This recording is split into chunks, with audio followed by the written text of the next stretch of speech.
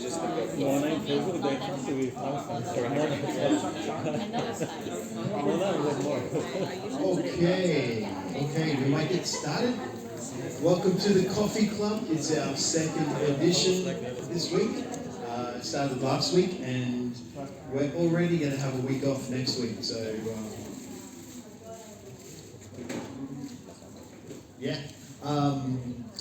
thanks for coming. This week, we've got Jake going to speak, but not quite yet. First up, we've got Sue, who's going to tell us a little bit about the cafe here, the co-working space, and all that sort of thing. Hello everyone, welcome. My name is Sue. I would like to introduce about Forces. Forces is a community hub with co-working and co-living space. We have co-working here on the third floor if you want to walk around and see it. Or we also have a ongoing photo exhibition, so if you want to walk around after the event. Thank you so much for coming. Please look after your drinks to not spill. We have a lot of events here. Today we had like 5 events. It's insane, and we're seeing different faces, like really great knowledge sharing sessions. So if you would like to know more about our upcoming events, we have a WhatsApp group here in the QR. You can join. We also have a Facebook page. You can see upcoming events. And if you have any questions or ideas about new events, please talk to me. We can organize the events together. Thank you so much for coming.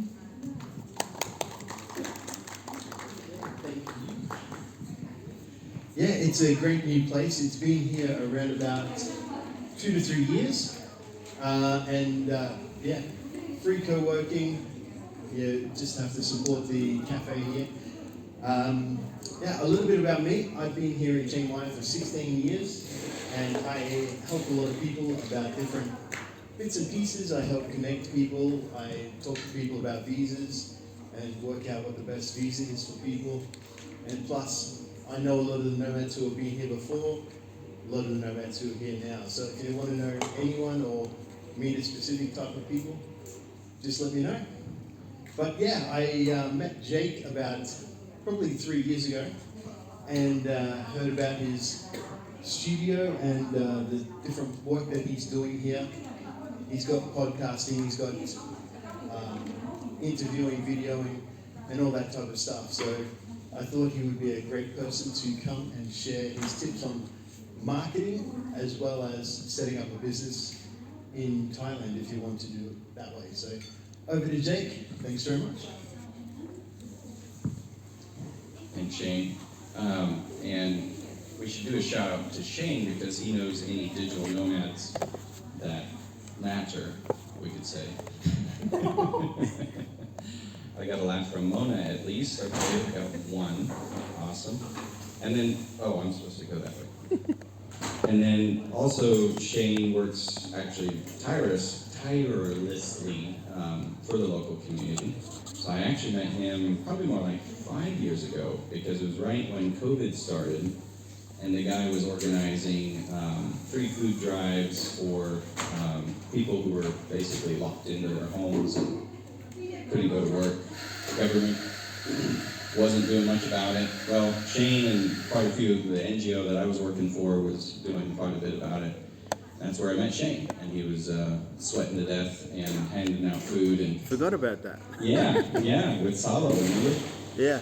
And then during the floods last year, Shane's out there, water up to here, helping people out. So I really appreciate Shane connecting people, because a lot of people come through Chiang Mai. Shane's always a really positive connector that likes to get people, connected to the right people.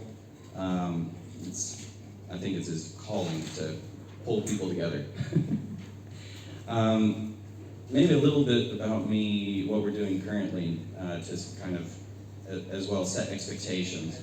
We have a small marketing team, and we, sorry, I have the feeling like there's this huge TV behind me, so I keep going this way. It's all good. All right.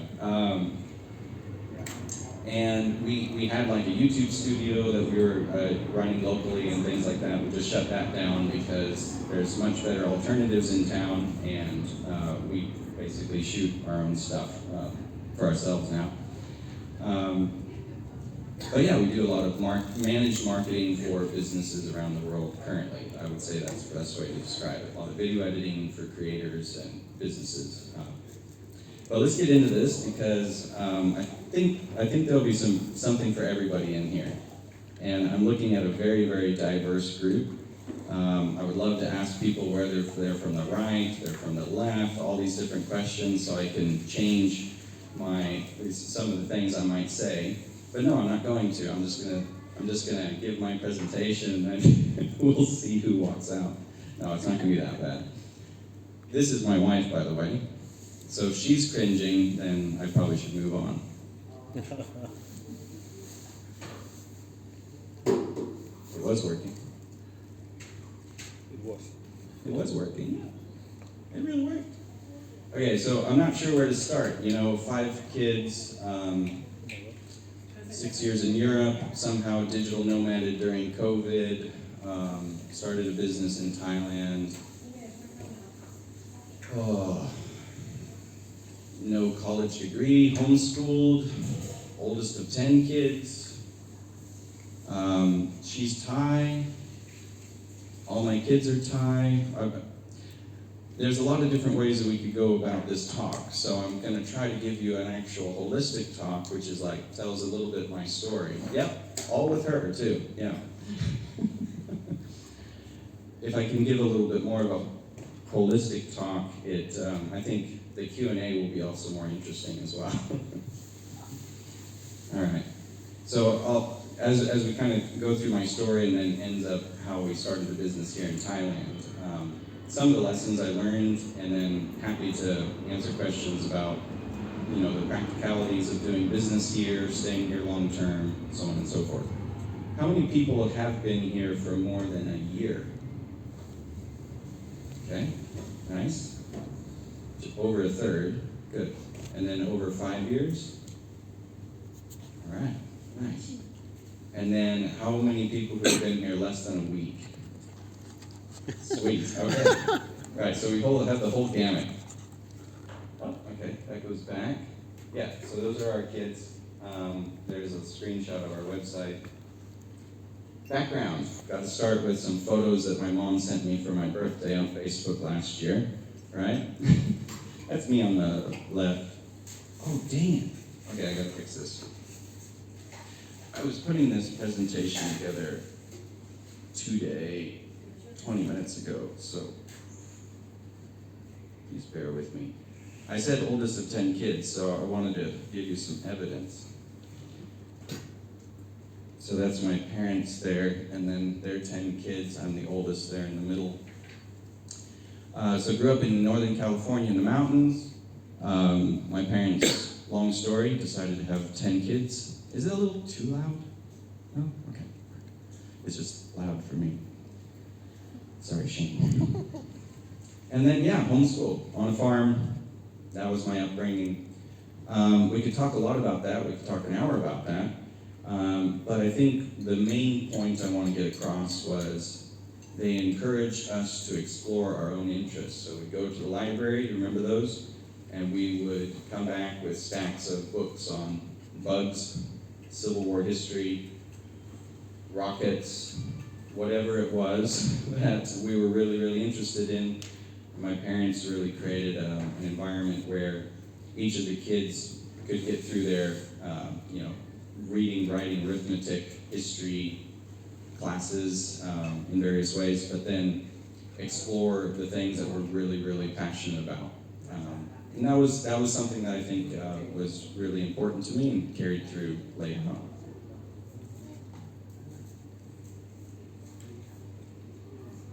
Okay. Like I said, I was putting this together very quickly this afternoon. We had to take the little one to the hospital. Our 2 teenage daughters got their ears pierced today, so it was a bit of a hectic day. And then I threw this presentation together. Man, okay, come on, okay. All right, road to marketing, yep. So obviously if I have teenagers, my oldest is 16 and a half, so we started a while back. And, let's see, we got married, I was 21, you were 20. She grew up in Chiang Mai, that's another story.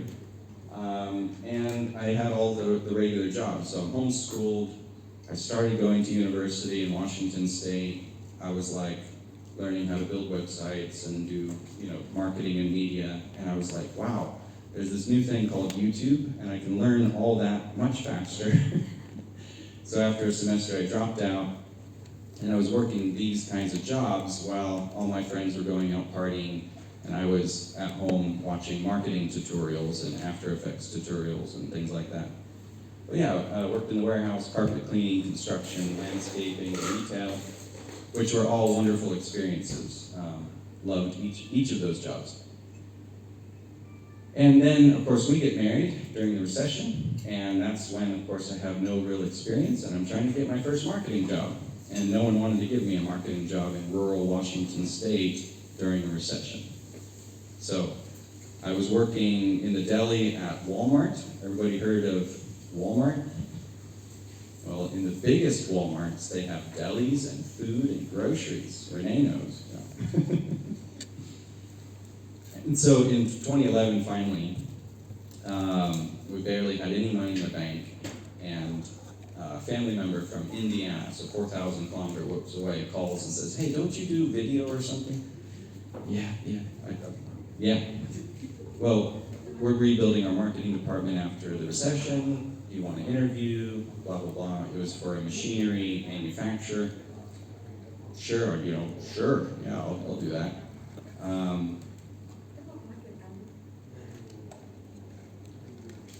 Before that, got the job.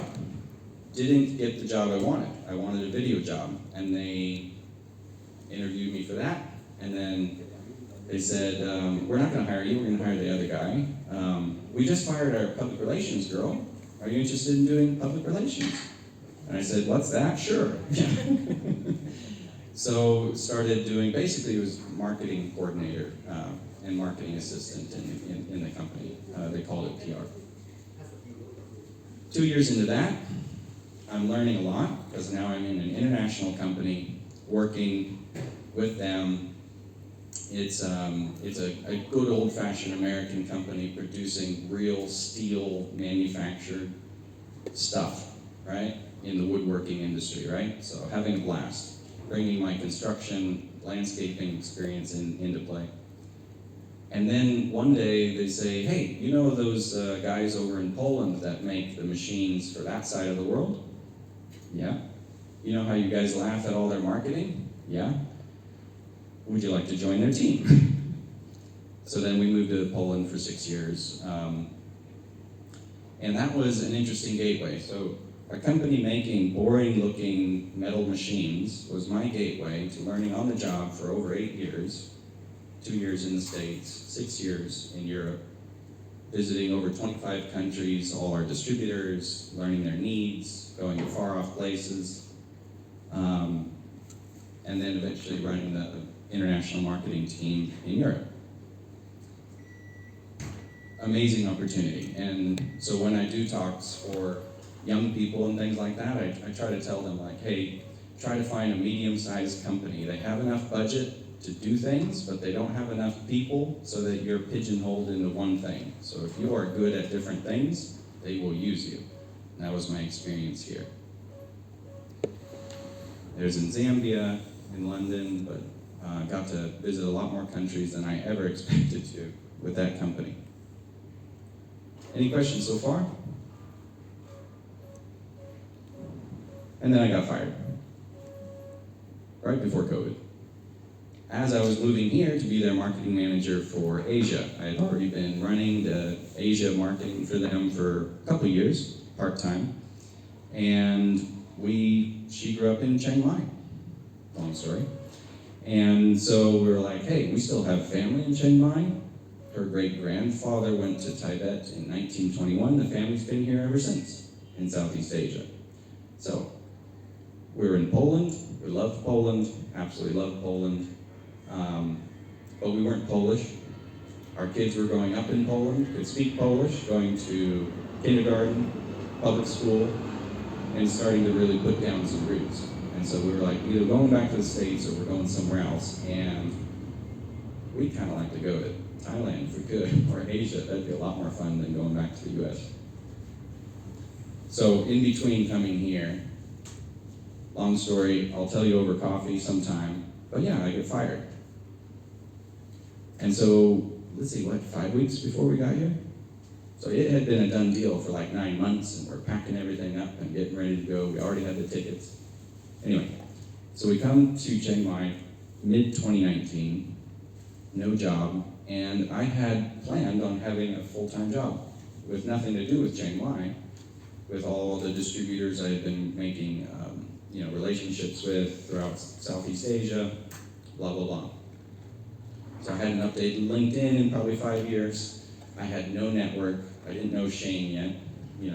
That was a bummer for him. And so we show up, and I'm just like, I have no idea if we're just going to be 6 weeks on a tourist visa and then heading back to the States. 2019, the job market was hot in the US for marketers. So it was very, very tempting to just come here for a few weeks, maybe a couple months, check it out, introduce the kids, show them around, see some elephants, go to some waterfalls, and then head back to the States. But we had been coming to Asia for so long in our minds at that point, without this rug having been pulled out from under our feet. We were just like, okay, if we can make it legitimately work, you may have guessed from one way or another, we are people of faith, from a couple of hints in there, big families, that kind of stuff. Anyway, we were like, hey, if there's a sign that we should stay, if there's like a legitimate way that we can stay, we'll take that as a sign that regardless of the fact we have no network, regardless of the fact we don't know what we're doing here, we're gonna try to stick it out. And then of course, COVID hits. I got a job at the NGO I mentioned that Shane and I ran into. A really nice Thai Dutch NGO, so I was doing marketing and media for them. And they have a great policy. They don't pay anyone differently. So their Thai staff, their foreign staff, they all pay the exact same. So I was hired on at $3 an hour. After running an international marketing team and doing all the things, right? And in the first week, I was yelled at by one of the project managers, Thai project managers, for how idiotic I had put together a presentation. What a wonderful, you knew about that. What a wonderful, humbling reminder that no one cared where I was from or what I had done. I had a blank slate in front of me, right? Nong Kai getting our first visas. We only had 3 kids at the time. I thought this photo on the right was very symbolic, of me pondering my future. So it's in the slide deck. First time we cut down bananas. Okay, so I come here as a marketing generalist, not a specialist. I'm not an SEO specialist. I'm not some affiliate marketing guru guy. I had 0, online presence. I wasn't like doing YouTube in Europe and then let's keep doing it in Thailand and, with the kids and all that. No network. So the first 6 months, I'm just sending out resumes and stuff like that. Oh, Mona's fallen asleep. I knew it. All right, I'm gonna have to pick up the pace. We've already established that this is my barometer for how interesting this talk is, okay? So Mona's good with it, right? Yeah, okay, good.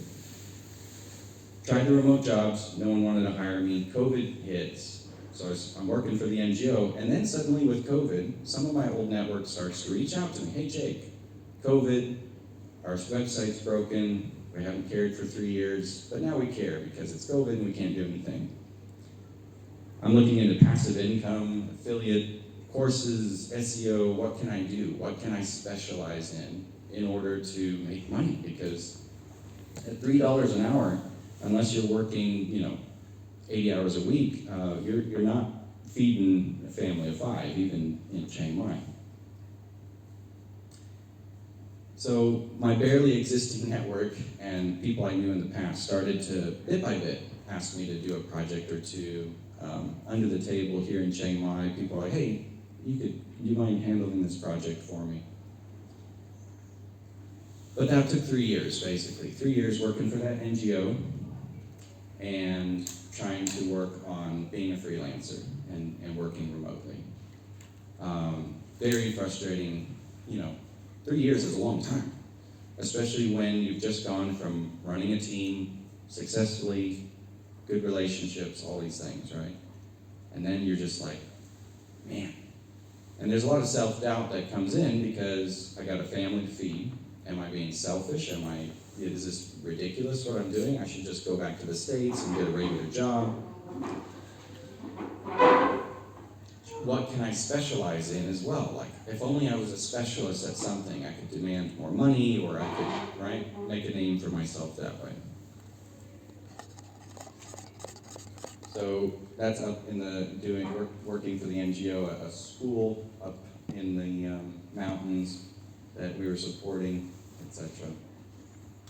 Okay, and then also COVID babies decided to show up. That's how you get to 5. 5 minus 3 is 2, so there are 2 babies born during COVID. So after 3 years, things started to pick up. I was getting enough work. I had, been on LinkedIn enough to find a few, nice contacts there, opportunities, projects, etc. for my fledgling team. And so in 2023, we're like, okay, I think we can actually start the business. Like actually incorporate in Thailand, hire Thai staff, and really go for it and print business cards and do talks like this and talk about running a business. So a lot of our approach over that time was start with contractors, and then if they work out well, then eventually maybe hire them. So we had a video editor we worked with for a long time. She had bad experiences in the workplace where she had worked. So we were able to try each other out for like 9 months. And then eventually she's working on a lot of stuff for a lot of clients, and I'm like taking her out to breakfast. I'm like, hey, I'm getting a little scared, you're still a contractor. And she's like, you can hire me. That's fine. We tried each other out, right? We did that in a couple cases with a couple of contractors.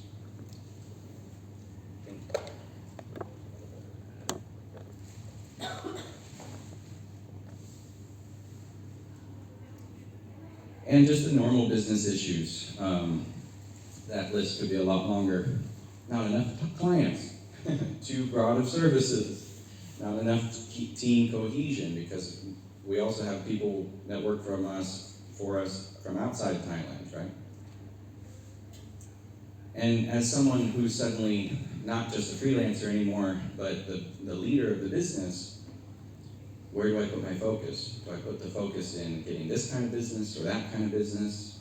And we got to experiment over the last few years. For example, the team's like, yeah, we should put together a podcast and YouTube studio. We shoot YouTube content for our clients. Sorry, Mona, I'll try to pick up the pace. Sorry, I'm on a different time zone. That's fine. You're fine. Still adjusting. That's the last time I'll bother you. You can It's enjoy very it. interesting. Thank Okay. you for going. Shane's recording it too, so there's that. Watch it. Yeah, exactly.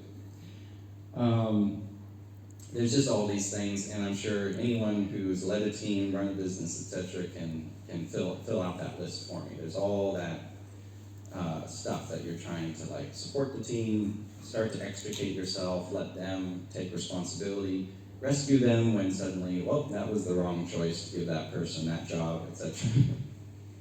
And it was slow. And then 2 more babies. What? Okay, so 2023 we started the actual Thai business in Thailand, so it's just over 2 years now. We approached a threshold. During COVID, we were bobbing up and down in the pool. Phuket had no tourists in it, and so for the smoky season, we went down to Phuket, and we had the resort to ourselves for like a couple $100 a month. And we're bobbing up and down in this pool, and we're like, well, what's the threshold? Like, when do we actually start the business? Because I was like, I think we're holding ourselves back by just not having a business entity in Thailand, and then being able to, go for it and talk and market, etc. Come on in, the water's fine. And so we kind of established, with some basic math on what the expenses were and salaries and things like that, what we would need on a monthly basis to go, okay, that's when we can start a business here in Thailand. And then we hired staff, so we went from contractors to actual staff at that point. And only really in the last year and a half, we've actually been doing our marketing, actual marketing. There's a couple spots over here if you need. Until then, we were pretty much anonymous. I was working off my own network, referrals, etc. But then we started realizing we're really capping ourselves. Right now, most of our clients are very small businesses. So we realized we're kind of capping ourselves by just using that network and word of mouth. Let's start marketing ourselves, because then we can build a reputation. Also, at the time, we were doing a lot of outsourcing for a marketing agency in the States. And there was the idea, we should just do a whole lot. We should just basically do fulfillment for them, right? They'll get the clients, we'll do the fulfillment, it will be a good gig. Sorry, good gig is hard to say. Fortunately, the whole team had a lot of reservations about that particular client, including myself. They were new, and they burn out in a year. So they were 40% of our turnover last year in 2024, and the end of 2024, there was zero work from them anymore because they had burned through their clients spectacularly. And so, beginning of 2025, suddenly 40% of our turnover is gone, and we were very, very happy that we had already last year started working on our own branding, getting the logo figured out, doing events, different things, right, to kind of make sure that we were establishing ourselves as a solution for marketing for the clients that we would like to work with. Now, there's a lot of work to do, but we're a little bit more of an established team. We know what we're generally good at. We know what kind of clients and what kind of direction that we're going for now until it changes. And we're, for the first time, doing proactive outreach to the kinds of clients that we want. And we have enough work that we're stable each month at the end of this year. She's the accountant, so she's been much less stressed the second half of the year than the first half of the year. Okay, some business tips. I was thinking of trying to put some business tips for doing work in Thailand together for you. And here's the major two ones that I came up with. There's more, but don't come to Thailand expecting to be a successful digital nomad without a working business model. In other words, don't do what I did, because I came here without a working business model. I came here and I had just been fired, right? The digital nomads that I think Shane and I see do really well are ones that have, if you had the possibility to work up a business model from your home country and then start digital nomading. No shade if that's not what you're doing. It's just, I spent 3 years wishing I had a working business model before trying to have, 4 mouths to feed and babies coming, etc., and trying to work that out.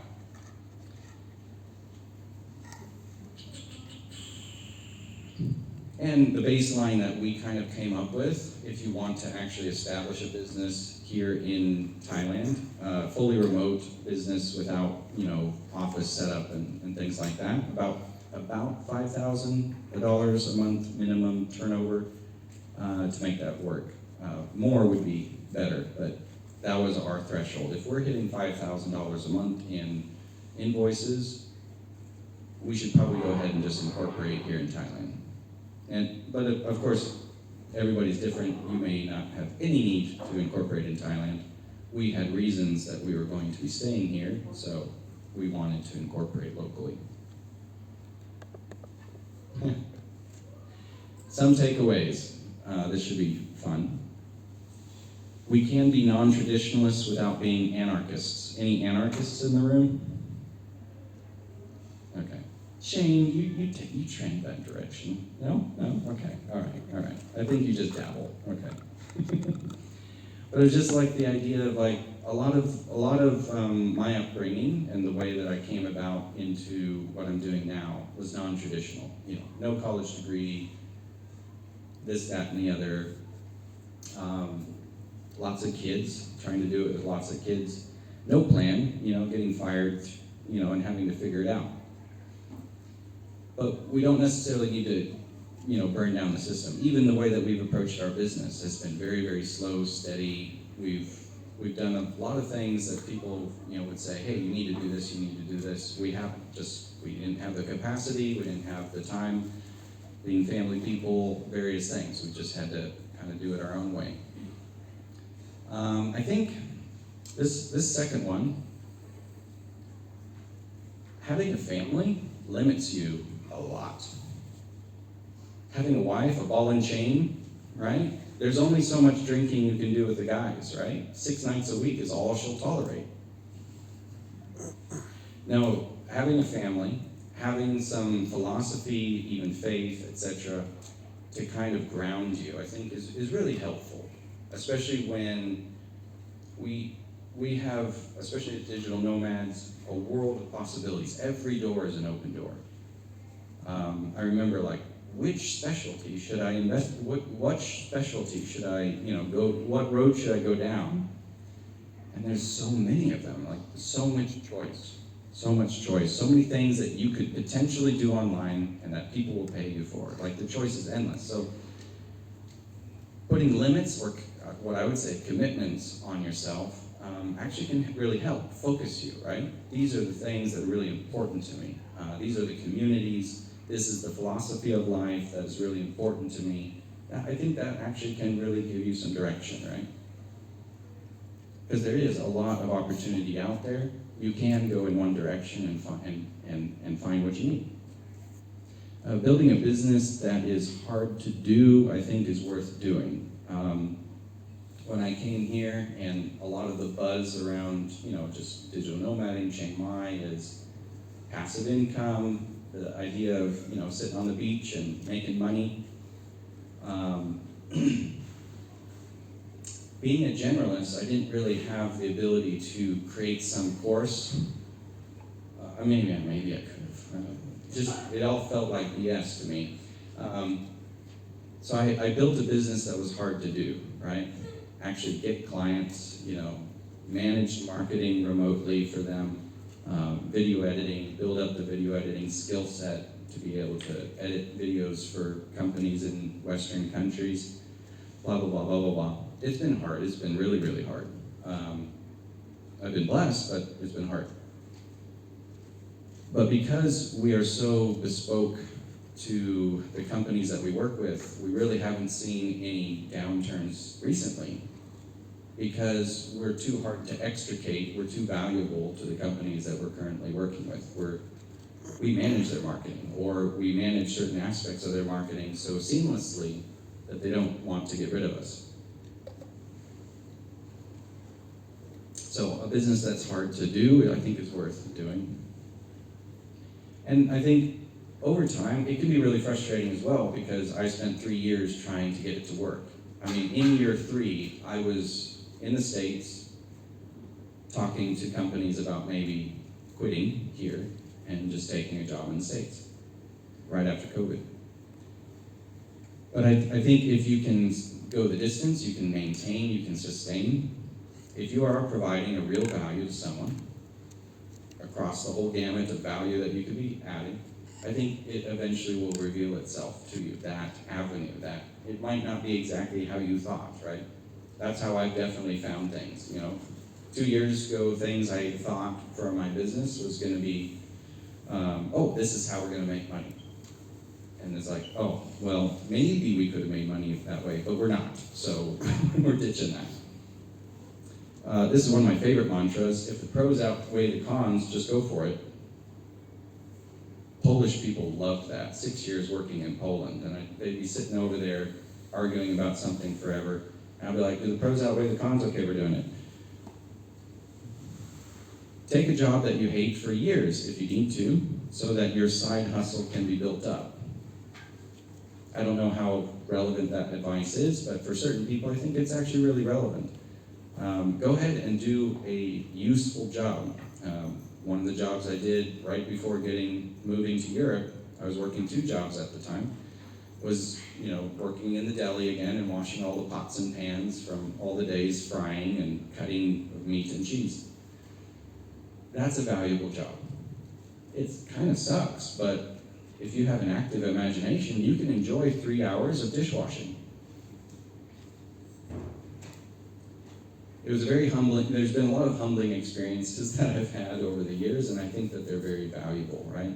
We can very easily, in the job that I had for the 8 years, I started to equate my personality, who I was, with that job, with that company, with that people. That was taken away from me within minutes. So those humbling experiences remind me, what am I really doing this for? And what am I even really doing? I think those are really, really valuable. And this one might be a little patronizing, but none of us are special. I remember dealing with the idea like, oh, I'm something special. The world somehow owes me, the ability to them benefit from my being there somehow, in some way, shape, or form. And they don't, and there's a lot of other people around the world that aren't as, let's say, privileged, and the ability to even just come here, have a nice chat, and not worry about surveillance or something like that, right? That's a great privilege. A lot of people, they're trying to work through their career and their life with those kinds of limits. So just having that idea of like, no, the world doesn't owe us anything. It's just hard. We are doing an event on November 8th. Can I plug this event? Sweet. It's too late now, so. My friend Minnie, who grew her following to 120,000 in just the last 12 months, she's going to be talking. She grew up here in Chiang Mai. She's going to be talking about growing an audience. And then my friends Cyril and Nin, they're a husband and wife team, French and Thai. She's a Thai YouTuber. He is a French YouTuber. And they're going to be talking about doing YouTube full-time. And I'm going to be talking about marketing stuff for 2026. That event is on Facebook. If you want to check it out, it is on the 8th, right before the SEO conference starts. I think that's the last slide. Yeah, it won't click anymore. So, do we do Q&A now?